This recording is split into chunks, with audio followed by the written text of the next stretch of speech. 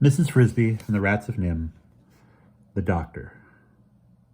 The next morning, Mr. Fitzgibbon started the larger of his two tractors, the huge one he kept in the barn, the one that pulled the combine in the fall harvest. With help from Paul and Billy, he bolted the big bulldozer blade into the front of it, rumbled it up through the barnyard gate, and stopped it near the rose bush. "We'll wait until they come," he said, turning off the engine. Mrs. Frisby could not bear to watch, and yet even more she could not bear not to watch. She knew there was nothing to be gained by it, nothing she could do.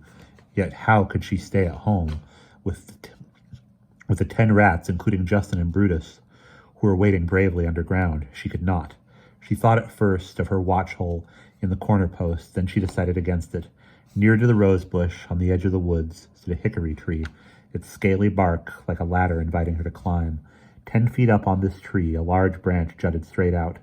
On this branch, up close to the trunk, she had a vantage point from which, herself unseen, she could look down on the rose bush and also see into the woods to a blackberry bramble where, though she had never been in it, she was sure the rat's rear exit must be hidden.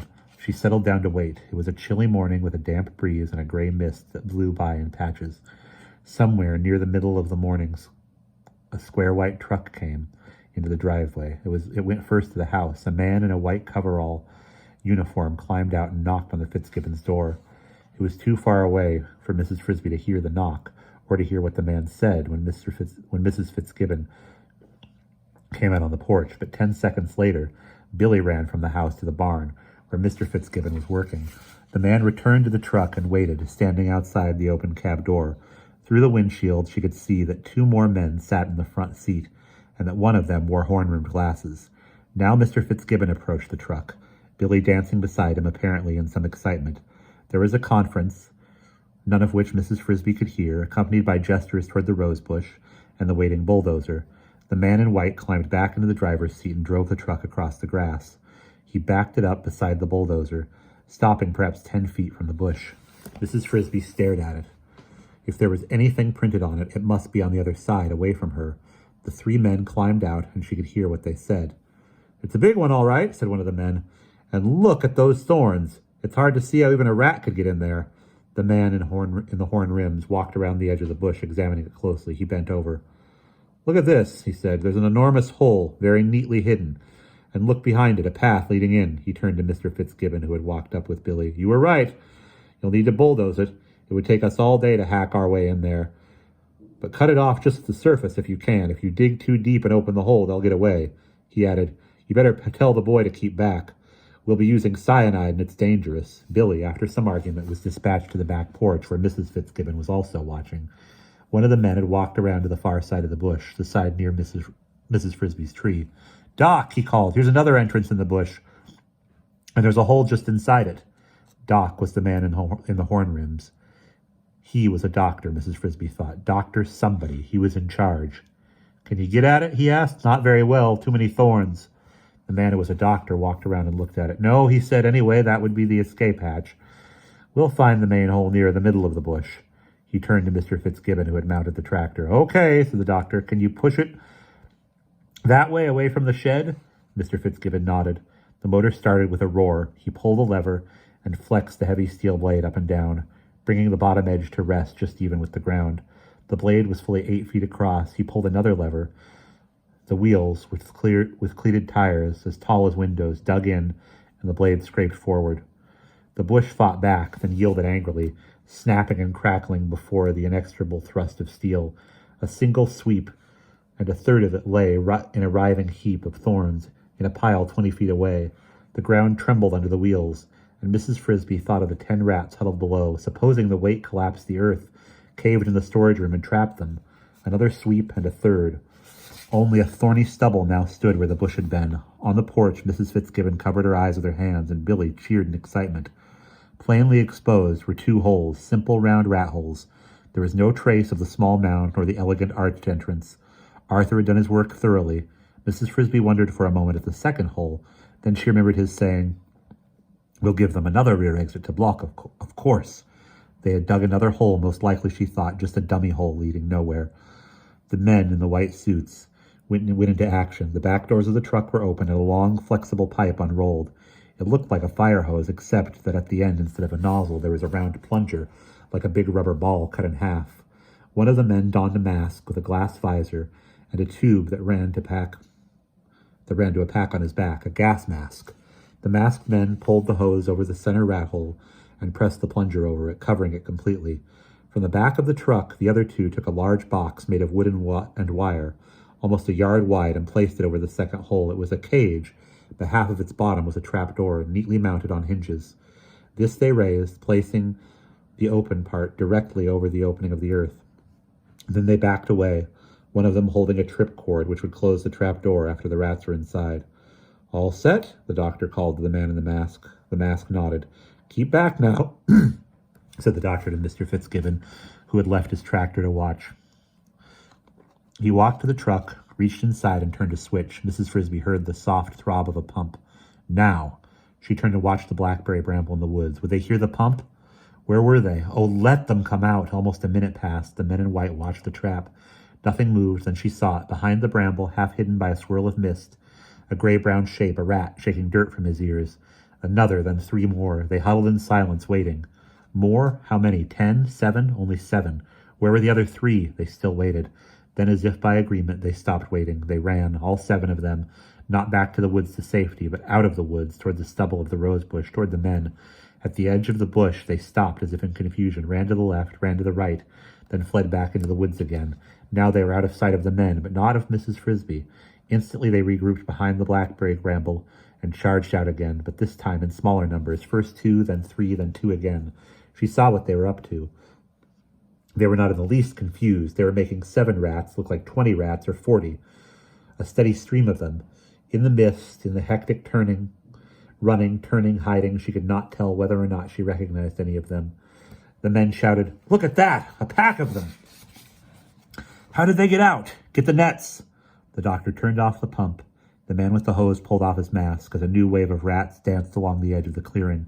All 3 men ran to the truck and from it pulled long-handled nets. But Mrs. Frisby, up on her branch, was staring at the blackberry bush again. She saw something that all of the others, including the rats, did not see. An 8th rat had come out. He emerged running, but then he stumbled. He got up, ran again, this time moving slowly, circling vaguely to the right. He did not seem to know where he was going.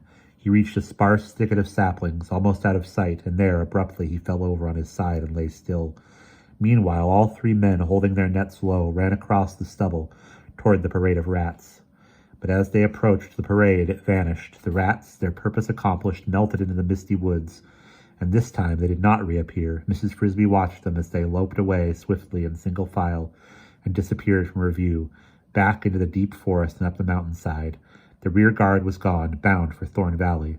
But the 8th rat still lay unmoving among the saplings, and 2 had never come out at all. "They're gone," said the man who had worn the mask. "They fooled us." "What happened?" asked Mr. Fitzgibbon, standing near the truck. "Simple enough," said the doctor. "They had 2 escape holes, and they used the other one." He walked back to the blackberry bramble and bent down, kicking the branches aside with his foot. "Here it is," he said. "Quite a long tunnel, one of the longest I've seen." To the other 2 men he said, "Get the pick and the shovels." For half an hour they dug, laying open a narrow trench along the tunnel. From her angle of view in the tree, Mrs. Frisby could see only the top of this trench, and not down into the bottom. Still, she watched, saying to herself, perhaps after all, there were only 8. Maybe they decided that 8 would be enough. Then one of the shovels broke through air. They had come to the rats' storage room. "There's 2 of them," said one of the men, and her heart sank. Who were they? She wanted to run and look, but she did not dare. "Careful," said the doctor. "There may still be some gas in there. Let the wind blow it out." "Whew," said one of the men. "That's not gas, that's garbage." "Open it up a little more," said the doctor. One of the men wielded his shovel for another minute, and then the doctor peered in. "Garbage," he said. "Last night's dinner. Garbage and 2 dead rats."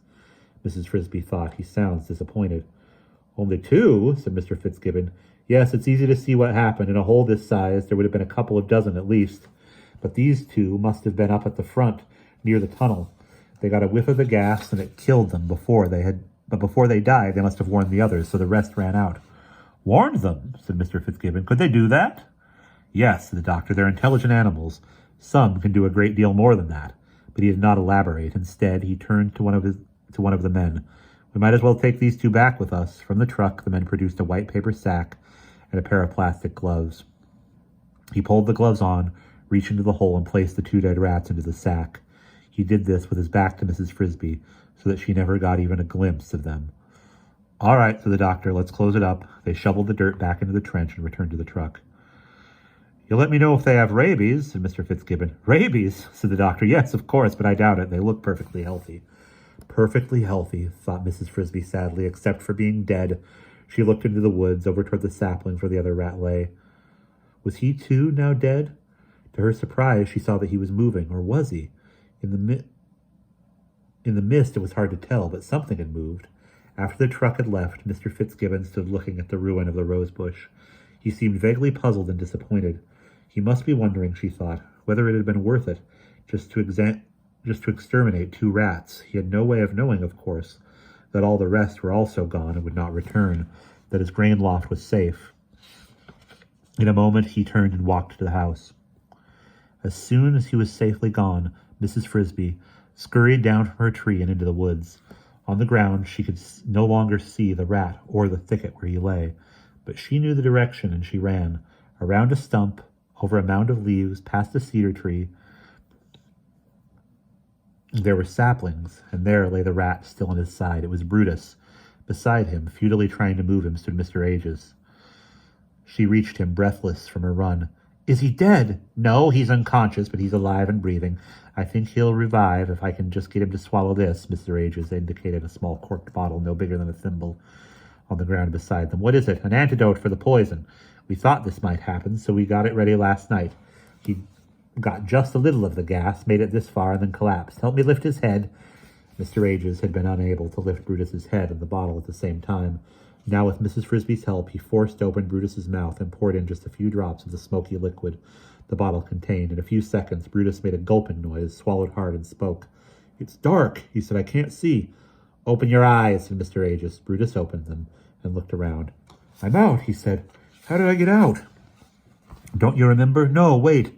Yes, I was in the hole. I smelled gas, an awful, choking, sweet smell. I tried to run, but I stumbled over somebody lying on the floor, and I fell down. I must have breathed some of the gas, and I couldn't get up. And then I heard the others running past me. I couldn't see them. It was darker than night. Then one of them ran into me and stopped. He pulled me up. I tried to run again, but I was too dizzy. I kept falling. The other one held me up again, and I went a few steps more. He kept pulling me and then pushing, and somehow finally I got to the end of the tunnel. I saw daylight, and the air smelled better, but there was nobody else there. I thought the others must have left, so I ran a little farther. That's all I remember," Mrs. Frisby said. "What about the one who helped you?" "I don't know who it was. I couldn't see, and he didn't speak at all. I suppose he was trying to hold his breath. When we got near the end, and I could see daylight, he gave me one last shove toward it, and then he turned back." "He went back?" "Yes, you see, there was still one rat back in there, the one I stumbled over. I think he went back to help that one." "Whoever he was," said Mrs. Frisby, "he never came out. He died in there." "Whoever he was," said Mr. Ages, "he was brave." And that's the end of that chapter.